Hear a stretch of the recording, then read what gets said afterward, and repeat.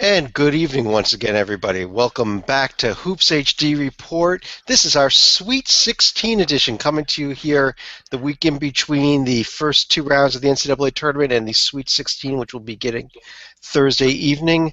I'm your host, Chad Sherwood, and we've got almost a full panel of the Hoops HD crew here tonight. Let me quickly run through everybody.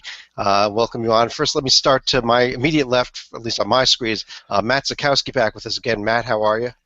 Good, guys. Well, glad to be back here. We also got John Teitel back with us, our expert who almost won the bracket matrix this year. John, how are you? Very happy to hear that my Wildcats will not be looking for a new coach next year. Yes, it's one of the coaching news. We want to get to that in a second.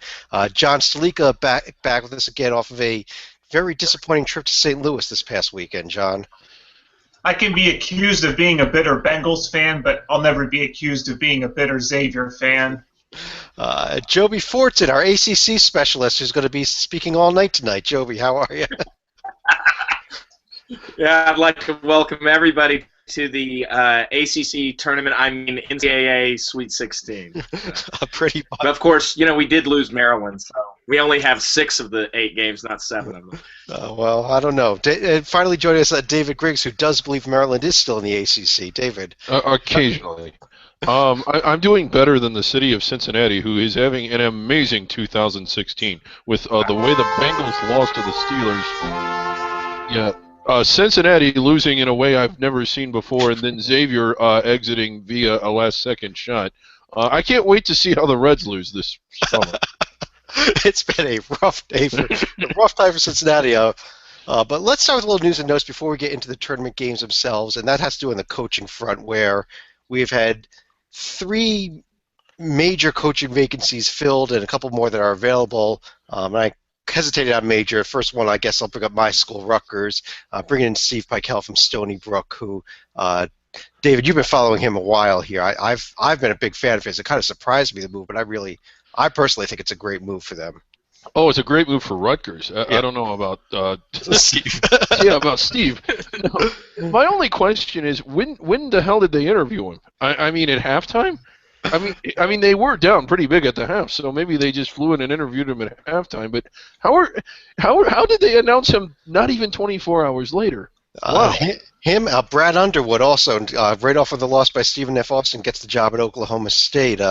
John T., think that's a good? I think it's a great move by Okie State, but do you agree with it?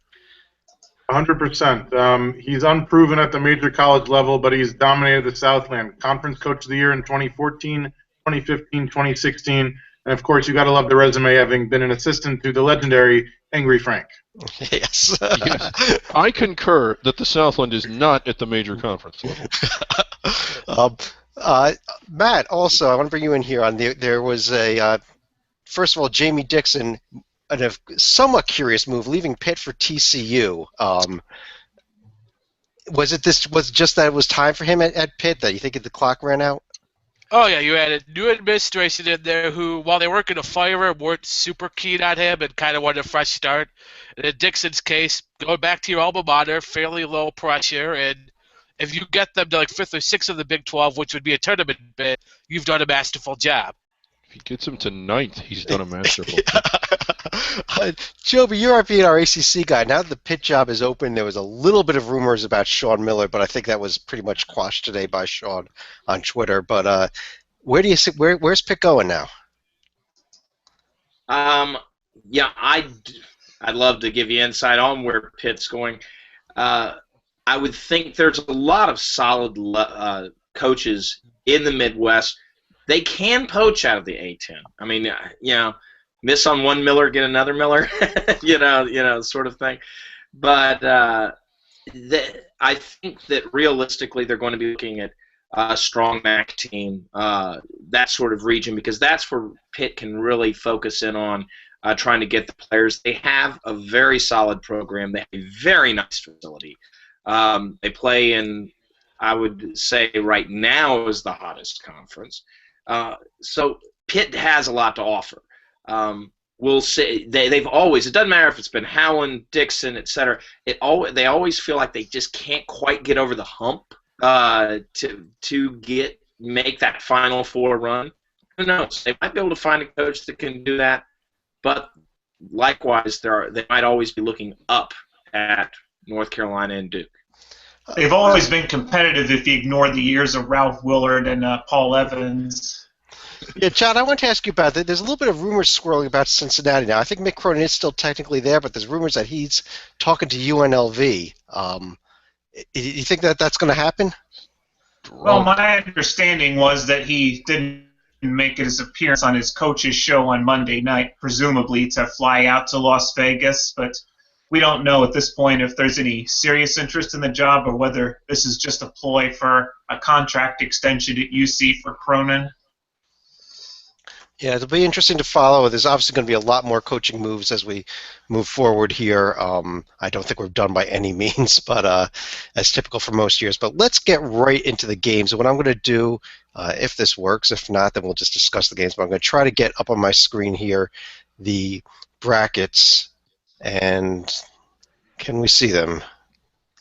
Oh, we kind of cut off the top team there. Let me scroll it down a little bit. You cut off Kansas. No, we cut off Kansas. Not that important. Yeah, not that important, Chad. Cut off Kansas. We'll start right there. We're going to start here in, I guess this is the South region. Kansas, UConn, Maryland, Hawaii, Wichita State, Miami, Iowa, Villanova were the first-round winners. We did see two first-round upsets there, Hawaii and Wichita State. And John T., I know you don't want to do it, but let me start with you here. The 11th seed Wichita State taking out your Arizona Wildcats and looking pretty Arizona not looking that great in that game.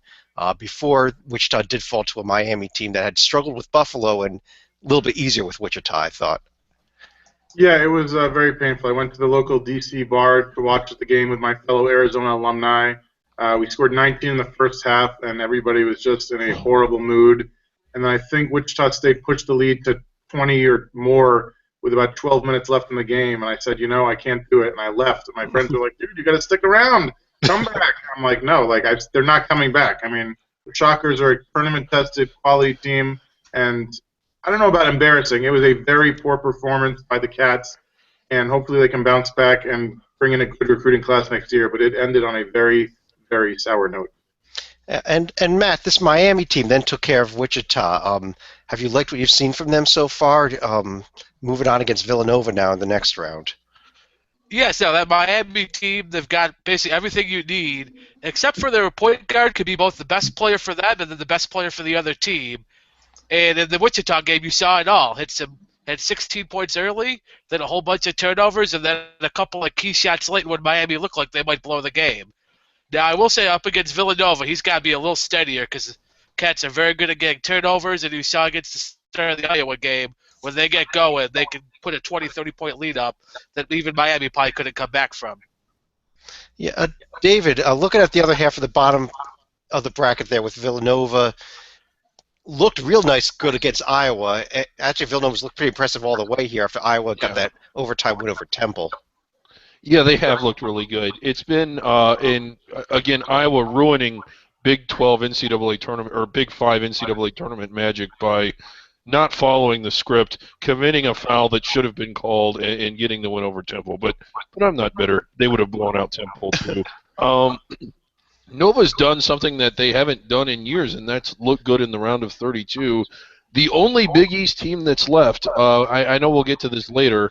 Yet another Big East earns a protected seed but can't get past the round of 32. It's becoming a thing. Joby, let me bring you in here. Last week when we did our preview show, we spoke a lot about this Cal-Hawaii game, and sure enough, the upset did happen before they fell to an ACC team, Maryland there. So you being our ACC guy, let's talk a little bit about that section of the bracket and what you saw there, what you like or don't like about Maryland as they move on against Kansas. Well, I mean, Kansas has been so dominant. You've got to think, but is this the Maryland team? And Melo Trimble kind of showed up a little bit. Is this the Maryland team we all thought they might be, or at least a lot of people thought they might be preseason? And they have not performed to the level. And, hey, a win over Hawaii doesn't necessarily float the boat, and they even had a little trouble with South Dakota State. So they haven't proven themselves yet. Hey, this could be a situation where Maryland jumps up and they have the capability to beat Kansas. But They're very fortunate that Cal had injury issues, prime for the upset. Hawaii playing at 8 a.m. local time. That was the one holdback that you might have on that Hawaii-Cal game. Hawaii was not the team that Maryland should have feared. It was because if Cal had come in guns a-blazing, who knows? But Maryland, they have the capability to beat Kansas, but I'm not. I need to see more than what they've shown on the court. John S., let me bring you in here on obviously the top of the bracket here with Kansas. Very impressive. First of all, blowing out Austin Peay as they should do, and then taking care of a UConn team that had been hot going in, especially after what they did in the American tournament. How good is this Kansas team, and do you have them winning this region at this point? I know you originally had Arizona winning this region, so now that your team is gone, is this Kansas's region? Well, actually, both the teams I thought would make the Elite Eight are gone because Arizona and Cal are both gone. But Maryland is another team that really hasn't been able to prove that they've been able to beat protected seed or even higher seeded teams away from home on a consistent basis, and Kansas would certainly be a very tall chore for Maryland. But I do think that given who's remaining, Kansas is probably going to be the favorite to get to the Final Four this year. So I think Villanova gets over the hump again to the Elite Eight, but not enough to match Kansas. All right, and I want to go lead that right into. I want to get each of your picks in these last three games in this region here. So John has Kansas over Nova in the regional final. John T., do you agree with that? John T. will have to unmute himself. I was playing with the controls again, and I can't get him. John, it's right at the top of your screen. There we go. All right, he's unmuted. The chalk would be Kansas over Nova. I really think that the ACC is doing something very special, and as much as I like Jay Wright in the regular season, I like Jim Larinaga in the postseason, so I got Kansas over the Hurricanes. Kansas over the Hurricanes. Okay. Matt, where are you on this final? I'm going to go kind of chalky Kansas over Nova. I think Nova just like a little bit steadier guard play in that. And I think in that Archie Diacono, Brunson, Hart, all their guards, I think will be just enough to go over Miami. But then Kansas, that's a machine right now. And I think there's a little bit of a talent disparity. And I think Kansas in the front court can kind of take advantage of Nova's sort of weakness. David. I got Kansas over Miami as well. Villanova looked great in their first two games. When they're hitting their shots, hardly anybody can beat them. They're really hard to guard, but Miami can beat teams that are really hard to guard. So I'm liking them. Joby, before I go to your pick, John T., can you just put your mute button on while you're not talking because we're getting a little feedback through your speakers. Thanks. Joby, your thoughts on that final? I have to go with chalk right now. As much as I'd like to be an ACC homer, Villanova got, as David pointed out earlier in the broadcast, Villanova got a monkey off their back. I think now the sky's the limit for them. They actually have a very good shot at Kansas. If Kansas weren't playing so dominant right now, I'd be extremely tempted to go with Villanova. Right now. This could be, they're not a 1, so they don't have the pressure. They could be in the Final Four, but you got to go chalk right now, just with your eyes. Yeah, I'm kind of going Kansas-Miami. I'm on that bandwagon. I'm not going to go Maryland. I do think that Maryland is going to give Kansas a lot tougher game than anybody's giving Maryland credit for, but I do think Kansas does win the game, and I'm going to go Kansas over Miami in that final. I'm going to quickly scroll down here to the west. Chet, can I just ask one question in closing? This is to you mainly. We have potentially Kansas playing Villanova in Louisville in the South region. None of that seems to fit. None of that's South. Yeah. You can go ahead and write a letter to the NCAA I intend on that one because we have not figured out that. It's very simple. Carolina gets protected from playing Villanova in Philadelphia. And Virginia has to go to Chicago instead of. Yeah. It's a good thing David hasn't seen the NCAA women's tournament where I think South Carolina has to go through the Sioux Falls region to make it to the Final Four over there. Yeah. Let's move on to the West region, which actually, despite some crazy games, is actually at chalk here in the Sweet 16. The top 4 seeds did get through. Let's kind of start up top and work our way down. And Matt, let me start with you here, where we've got Oregon, who didn't take care of St. Joe's, struggled with St. Joe's after St. Joe's had a miraculous win over Cincinnati. A couple of great games there, and Oregon, the sole surviving Pac-12 team. Yeah, I think for Oregon a little bit, they had a little bit of the pressure in that game. I think of being the only Pac-12 team left, and then being a one seed, kind of uncharted territory. But they fought back in the second half, and now I really like this matchup for them against Duke. I think that actually might be the biggest blowout of the Sweet 16 games here. Yeah. Now that St. Joe Cincinnati game, if any of you missed it, I don't know why you would have. Amazingly, Cincinnati got a slam to tie the game at the buzzer, but it was still touching his fingers in the basket when the clock went to 0, therefore negating the basket. I don't think that I've ever seen that play happen before, David. No, and I remember earlier in the year watching that Cincinnati Butler game and thinking, oh, wow, what a heartbreaking loss to lose at the buzzer, not realizing that not only would that be topped, it would be crushed by what we saw in not even a week span against Connecticut in the conference tournament. And then losing, it was a perfectly executed play. Like, I know a lot of people were angry, well, why didn't he shoot the ball? Why did he have to go up and dunk it? Well, because that's what you're supposed to do in that situation. I mean, a millisecond difference and the game's tied. Has anyone ever had worse luck than this year's Cincinnati Bearcats? Golly! John T., the second section of that bracket there, we saw Duke come out of it, and I recall that I was surprised you did not predict Yale would beat Baylor, and you did predict Duke would lose. So you kind of had a rough time on your bracket, I think, in this Providence section there. Yes, as everybody in my office has been reminding me all weekend. Yeah, I was impressed by the Ducks. I really thought they were going to blow it against St. Joe's, and they just turned it around amazingly. They got a couple of nice turnovers that helped.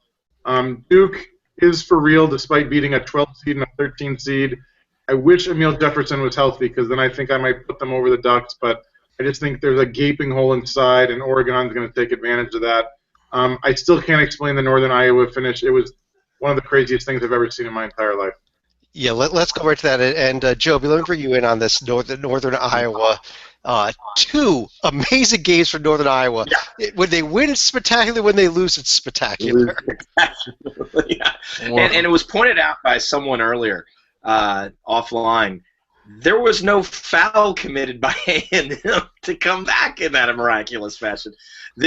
I have seen my share as a Virginia fan in 2 different instances and been on both sides.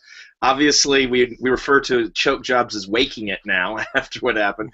But then there's a little-known game where the other game in Pomeroy's Index that is up there for biggest loss of all time is Virginia losing a 10-point lead against Miami in the ACC tournament with 45 seconds to go.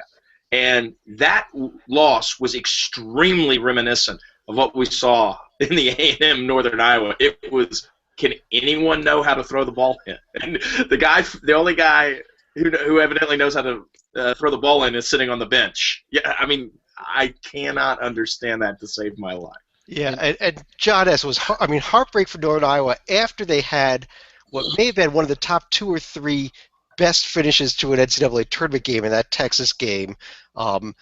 The only other half-court three-pointer to win a game that I've even have any recollection of, from actually beyond the half-court point, you go back to U.S. Reed in 1981. Yeah. And that's not even counting the buzzer beater they hit in the Missouri Valley Conference Tournament just to get in, because that was Northern Iowa's only way of playing in the NCAA Tournament to begin with. But it seems like they were just living either up or down on lady luck all weekend.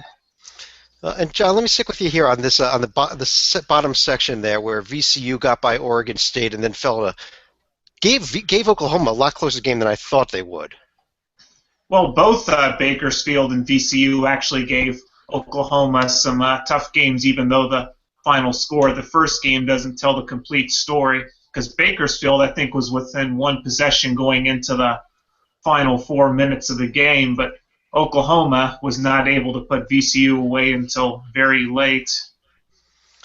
Let's run through some predictions here. Now we've got Oregon, Duke, Oklahoma, A&M. David, let me start with you. Where do you see this region going here? I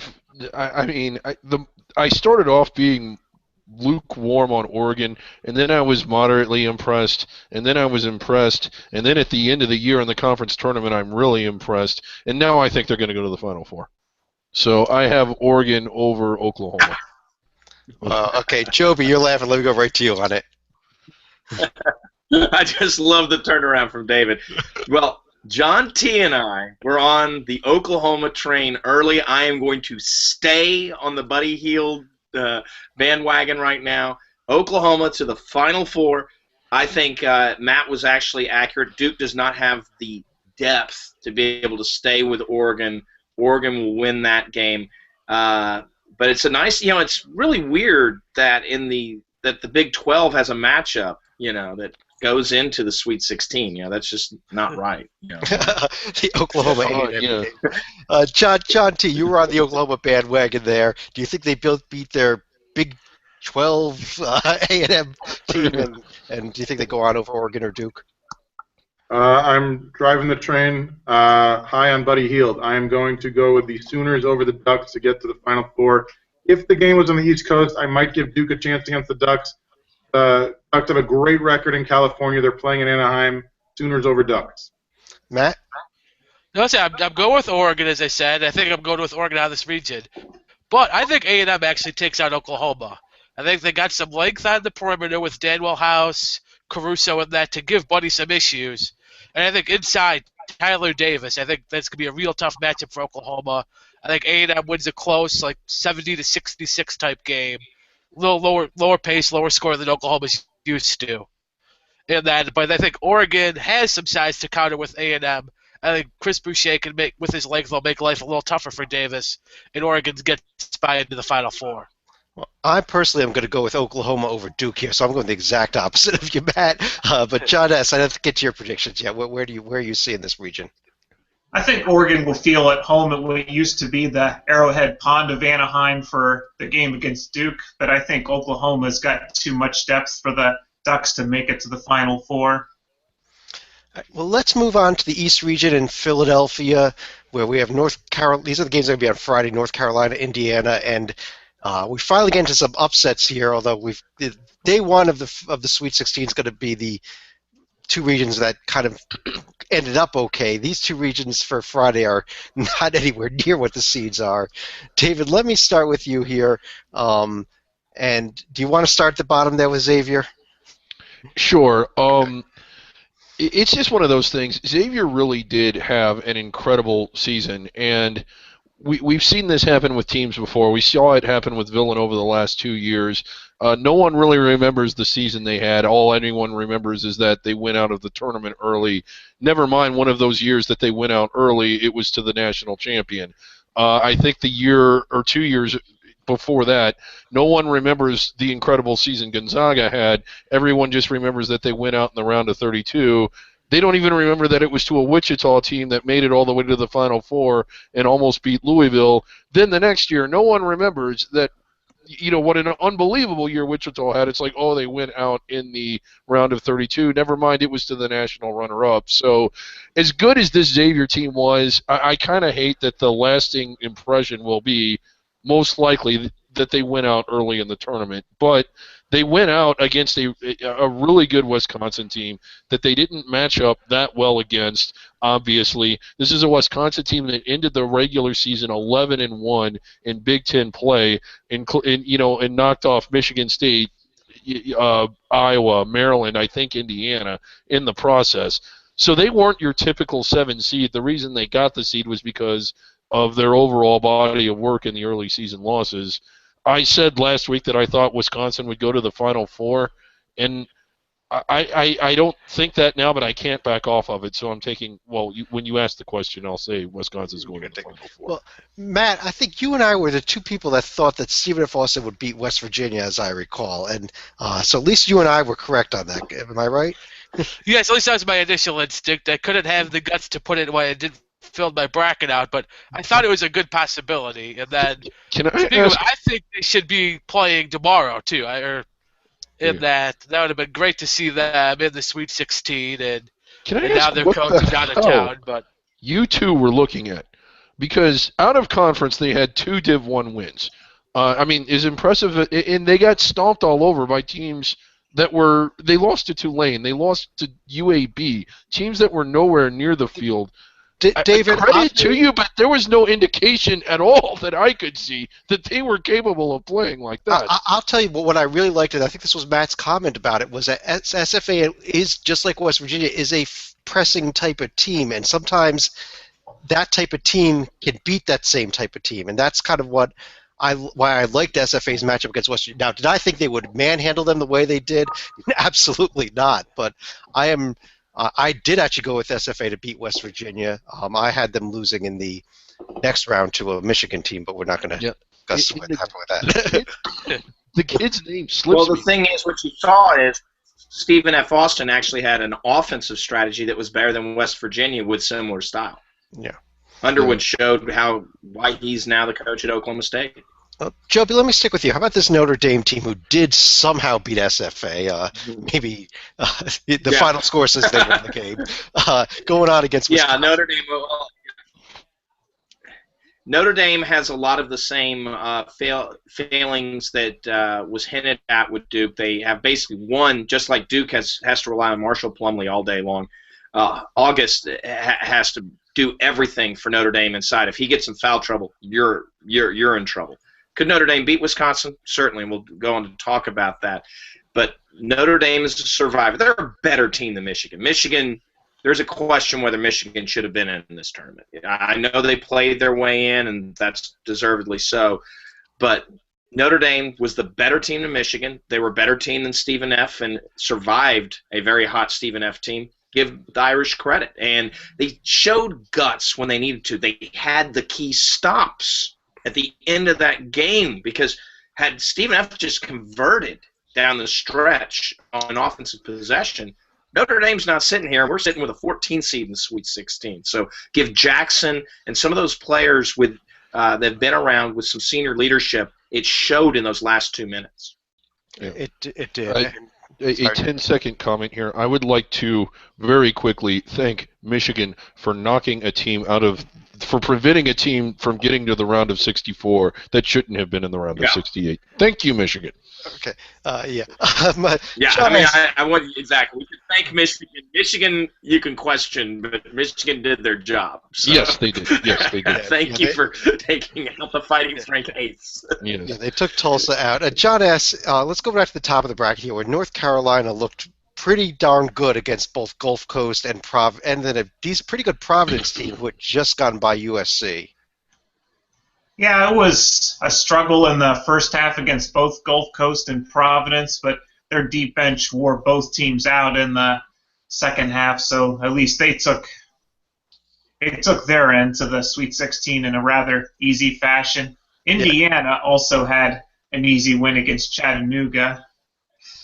Right, and John T., let me bring you in here about Indiana and Kentucky, especially the old rivalry that finally got renewed here in the NCAA tournament, and probably one of the game that we've been circled more than anything as a potential second-round matchup heading into the tournament.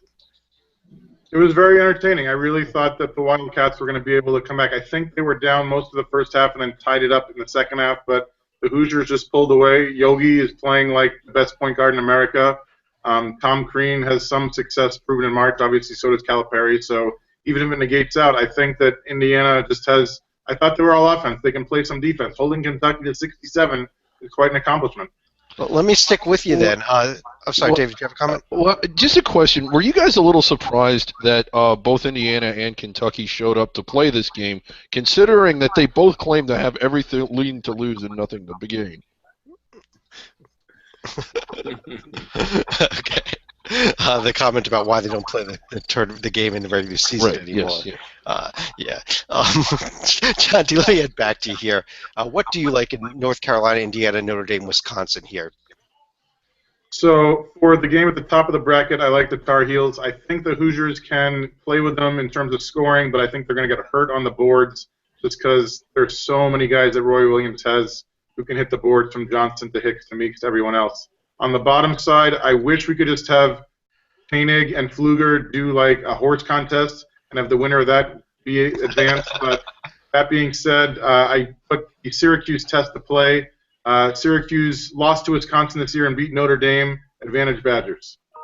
And do you have North Carolina winning the region?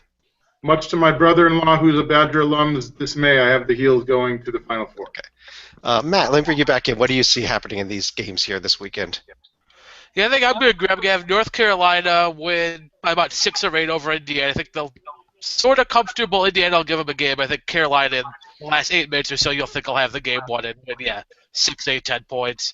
And the other one, I think Wisconsin will be the first to 50 and win in what could be a real ugly game again because two pretty slow-paced teams that'll gladly take all 30 seconds off the shot clock and try to chuck up a prayer that'll go in. And I'll say maybe Koenig makes one more prayer than Jackson over the game of the Badgers in the game that might not hit 100 points total. And who's your Final Four team? And I think Carolina will go. I think Wisconsin's too much personnel, and inside I think Wisconsin's kind of weak there relative to past teams. And I think Johnson, Meeks, Hicks, all of them. I think they'll control the paint, and if they don't make their first shot, they'll get a second one. They'll make that. So I'll say Carolina pretty comfortably gets to the Final Four. John S. I think Indiana is going to repeat history of what happened 32 years ago when they had a similar matchup against Carolina in the Sweet 16. I think Indiana and Notre Dame will both get to the Elite Eight, and Indiana for the second time this year beats the Irish and gets the ticket to the Final Four out of the East. You're going Indiana. I am. Well, Joby, let me go to you and David before I get my picks. Go ahead. John F. actually hit on the reason why you've got to look at North Carolina. He said, wow, their defense was so good. Do you think anyone would have said that a month ago? Not a soul. I mean, that was their Achilles heel. So now this team is actually playing good defense along with the great offense. If Page is hitting at all from the outside, or Drew is filling it up, or Jackson is filling it up, in other words, we have a lot of options here, to combine with that great inside game that everybody's talking about, Carolina is unstoppable. They've shown it in the second halves of games. I think you're going to see it again in Indiana. You'll see it again versus Wisconsin. Wisconsin has a little more depth than the Irish. I do worry about August getting in foul trouble. I hinted at that. If he ever does, the Irish are toast. The odds are it's about time he gets in foul trouble. Yeah, and I did not like Notre Dame heading into this tournament. Win big. Yeah, I didn't like Notre Dame at all heading into this tournament. I'm surprised that they got this far. Maybe they shouldn't have gone this far with SFA, that SFA game. I think this is the end of it for the Irish. I think Wisconsin wins this game and then knocks off Indiana to make the Final Four. David, you picked Wisconsin. I don't think you're going to agree with me, though. No, I'm staying with whiskey. I am. I think Wisconsin has a much easier time with Notre Dame than what Notre Dame had with Michigan or Wichita or Stephen F. Austin, and then I think they get out there against North Carolina and ugly it up and get it done. Okay. Let's go on one last region here, and maybe probably the craziest region of them all is the Midwest region. David, let me stick with you here. Let's start on the top of the region here, where Virginia. Well, actually, maybe I should go Joby. Let me start with you with the Virginia. You're our Virginia guy. Then I'll go to David. I'll go to you next. Just call on me and then go to someone else. I'll give you Little Rock, David. Don't worry. But Joby, Virginia. Yeah. Virginia has looked very solid so far. The game against Butler, someone said, boy, let's just host it in the dark because it'll be so ugly. In the first half, they were exactly right. I mean, 25-23 was the halftime score. But then Virginia shoots like 70, 80% in the second half, scores 50 points, ends up pulling ahead of Butler. Butler, to their credit, that Shravitz kid, who had never scored above 20 his entire career, goes out and scores 25 in the first 30 minutes. Then the switch and coaching move of the tournament so far happens. Tony Bennett goes with a 4-guard lineup, puts Brogdon, the ACC Defensive Player of the Year, on this Shrabitz kid. He doesn't score another point. And Virginia slowly does what Virginia does. Oh, wait a minute, Virginia's up by 10? How did that happen? The score, hold them, score, hold them, all with 30-second shot clocks involved. And I think that bodes well going forward. David, let me turn to you now, and I'm going to decide to give you. Yeah, I'm going to give you Little Rock and Purdue, and if not for Northern Iowa, this may have been one of the game of the tournament so far. Yeah, I really liked this Little Rock team all the way up until the very last regular season game. I was saying that I thought they belonged in, regardless of what they did in the conference tournament. I still was not expecting them to beat Purdue. That said more about how well I thought Purdue had played down the stretch and in the big tournament than it was about how weak I thought Little Rock was. But a tremendous win. First-year coach Chris Beard really getting it done. One of the most exciting games of the tournament, hitting a few big shots. Now, one of the things they did at the end of the first overtime is that they quit running their offense, and they were just trying to milk the clock too much, and I thought that enabled Purdue to stay in it.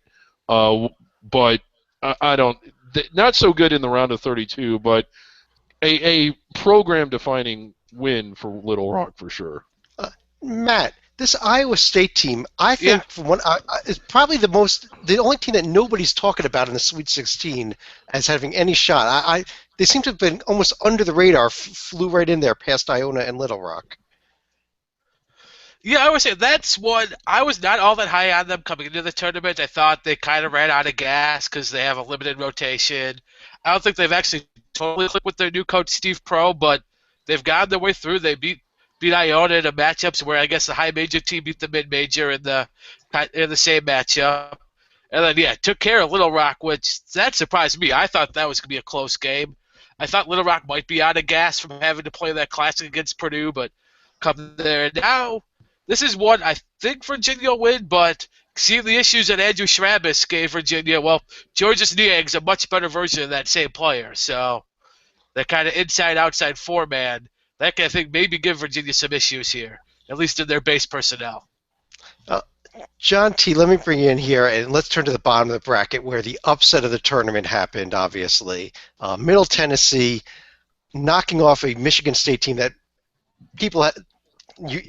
tons of people had chosen to win the entire thing, and then losing to a Syracuse team that a lot of people didn't even think was going to make the tournament, and now Syracuse is in the Sweet 16. Guilty as charged. I picked the Spartans, so egg on my face, and I still can't explain it. I think if they played 10 more times, that the Spartans would win 10 out of 10, but obviously on any given Thursday, as it were. And props to Jim Boeheim for getting his team in and doing work once they got there.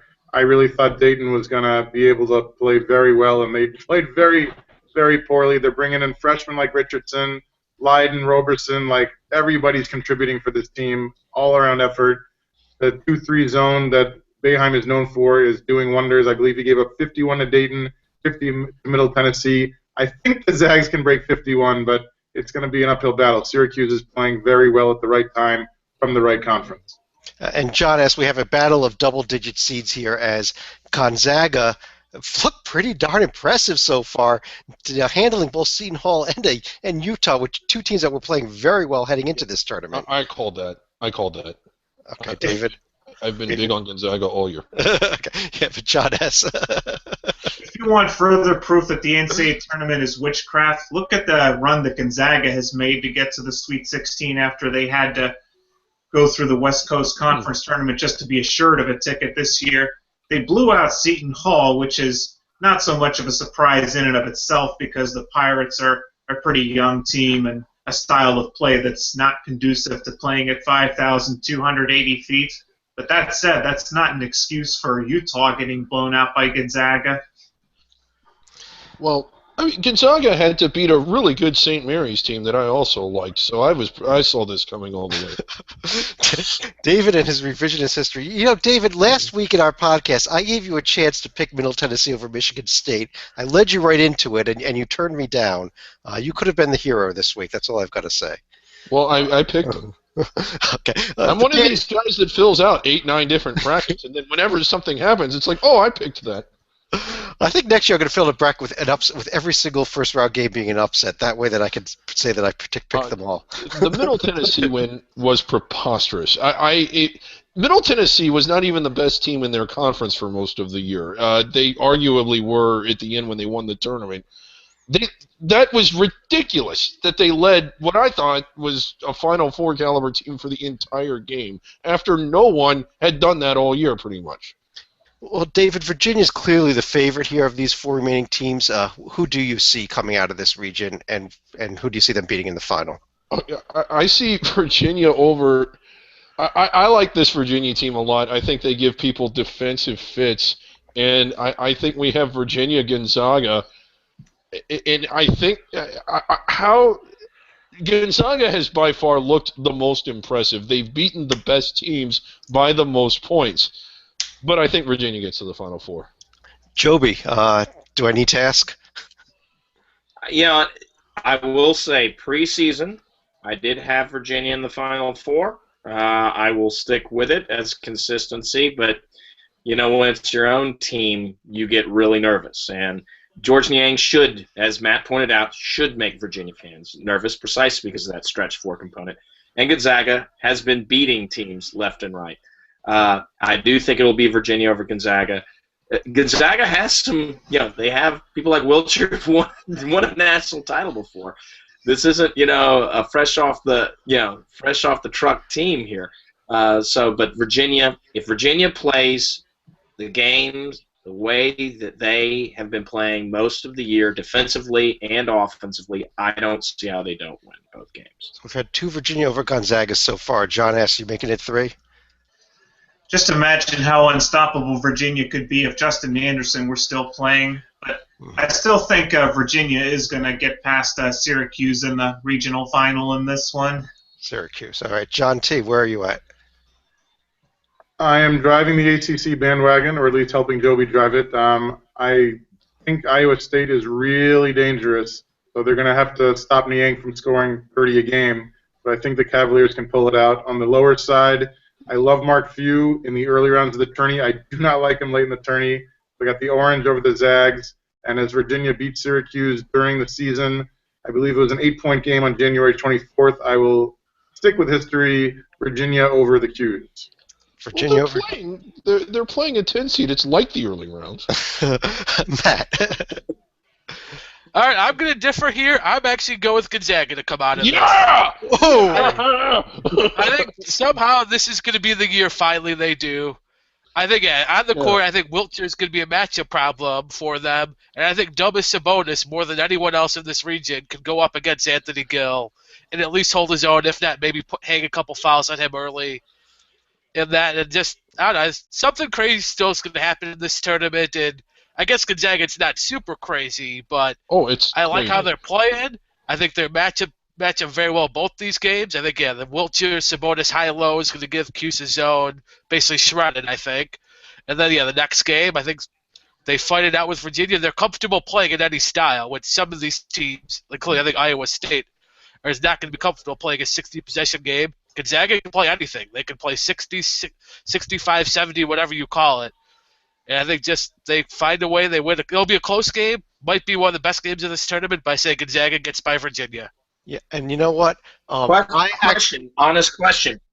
What's the highest seed ever to make the Final Four? Because Mason was a 10. LSU was at 11, weren't they? Yeah, 11. Okay. Actually, Mason was at 11 too.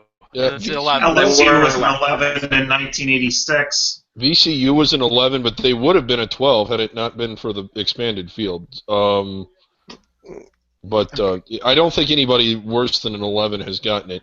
And again, that would be incredible if Gonzaga makes it. They've looked like a Final Four team all year long. Let's hope they can finish it. My bracket, I have Virginia in the national championship game, so I still gotta kind of go with them. I thought it would be Virginia beating Michigan State in this final, though, and that's why I thought Virginia would win it, kind of the revenge after what's happened the last couple of years. I agree with Matt. I think Gonzaga is a very dangerous matchup for Virginia. The way they are playing right now, I would not be shocked to see it go exactly as Matt said, although for now I will go with Virginia over the Zags in that regional final. But on that note, I want to run through each of you and say now that we've got the revised bracket here with a Sweet 16, I'm personally going to stick with Oklahoma as my champion, but does anybody want to change who their prediction for the champion is? Matt, let me start with you. We'll go right down the line here. No, I had Kansas to begin with. I had them beating Michigan State, so that's clearly not happening. But I say I'll have Kansas over North Carolina. Kansas over North Carolina. John T. Yeah. Well, as much as I like to stick with Michigan State to win it all, I suppose you could talk me into changing. As I'm riding the ACC bandwagon, I will take the Villanova-Carolina winner over Kansas because as much as I like Oklahoma, they just cannot beat Bill Self. All right. John S. I'm going to have no choice but to change my pick because 3 of my Final Four teams flamed out before even getting to the Sweet 16. But if they can get past their next game, I think Virginia would be my pick to win the title. Joby. Preseason, I had Virginia in the Final Four, and I had a North Carolina or Oklahoma final. I'm going to go with my preseason prediction, and North Carolina just looks – when they played Virginia before, that wasn't an accident. That was just a solid win by North Carolina. Carolina over Oklahoma. Carolina over Oklahoma. I had Oklahoma over Virginia. David, where are you at? Well, I still think that Kansas has a really good shot at winning it. But just to amuse Joby, I am going with your 1939 national champions to repeat this year, the Oregon Ducks. I think they were the Oregon Webputs at the time. Yeah, Oregon redeemed. You predicted Oregon to totally redeem the Pac-12, which had another absolutely horrendous tournament. Big Ten and Big 12 is fairly solid. ACC, amazingly, only one loss so far in the tournament. 6 teams in the Sweet 16, 7 if you include Maryland. Let's run through everybody, though, with any final thoughts for the evening. David, let me start with you. We'll work backwards this time. Yeah, it's just been a really exciting tournament, Chad, and I'd like to give a shout-out to a lot of our under-the-radar teams. You and I do that show each week. It's always fun getting to watch them play in this tournament because we really do follow them all year, and we always say, and we both believe it, that a lot of these teams are probably capable of earning better seeds if they were given the chances to play more quality competition. But, even Wilmington, who lost, really good showing. SFA got a big win. Hawaii got the big win. I mean, it really had it played well in the second round. Little Rock with their big win. And even the teams that didn't win, I thought, for the most part, represented themselves really well from pretty much the 14 line down. Yeah, Yale, another one. Yale, another one. Who was out without one of their better players. And there are other teams in those conferences, like had Hofstra made it in instead of Wilmington, I think we see a similar effort. And, had from Conference USA, had Old Dominion or UAB made it in, maybe they could take – I wouldn't predict an upset. But it's not that those were there were other teams that weren't in the tournament that also played really well this year. So David is on the 128 team tournament bandwagon. Joby, your final thoughts. Well, I look back, we touted the ACC for its strength and how the one game that will be missing them will be the Wisconsin game. Or Wisconsin took out the one ACC team. And now that team doesn't have a coach. It just goes to show if you lose in this tournament and you're an ACC school, you're losing your job if you can't. Mark Williams better win is what he's saying. Okay. John S.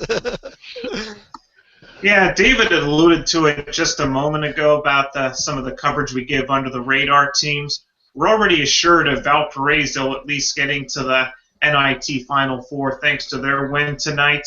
But we also have a chance for the original team of the people and NJIT to possibly face the current team of the people and the Grand Canyon Antelopes in the CIT, assuming they're both able to win their quarterfinal games tomorrow night and Thursday night in the case of NJIT. So we'll be watching. Oh, yes, we will. Yes, Yeah, we will. we're getting ready for a potential Grand Canyon NJIT game that could be the game of the century. I'm already trying to petition to get that game played right before the national championship game on that Monday night in Yes. Houston at the stadium. Yeah. Don't know if it's going to happen. We're going to have to call Mark Emmert again on that one. Right, yeah. John T., let me go to you. If you think I'll be giving Yale a shout-out, keep waiting. My shout-out is to the 8 members of the 2016 class for the National Collegiate Basketball Hall of Fame: Mark Aguirre, Bob Boozer, Doug Collins, Lionel Simmons, Jamal Wilkes, Dominique Wilkins, Hugh Durham, Mike Montgomery. Congrats to 8 fantastic players and coaches. Absolutely. Great point there. And Matt, let me finish up with you. Matt, we seem to have lost you there for a second. Wow, Matt. But Strong. I think you should be on there, Matt. Matt, one more time. Matt, we there? All right. We seem to have lost Matt, but on behalf of Matt, who we lost a little bit there, John Titel, John Salika, Joby Fortson, David Griggs, I'm Chad Sherwood. We want to thank everybody for joining us. I think we'll be back again one more time next week with a little Final Four preview and a recap of these Sweet 16 games. But until then, enjoy the games this weekend and go Lopes. Go Lopes.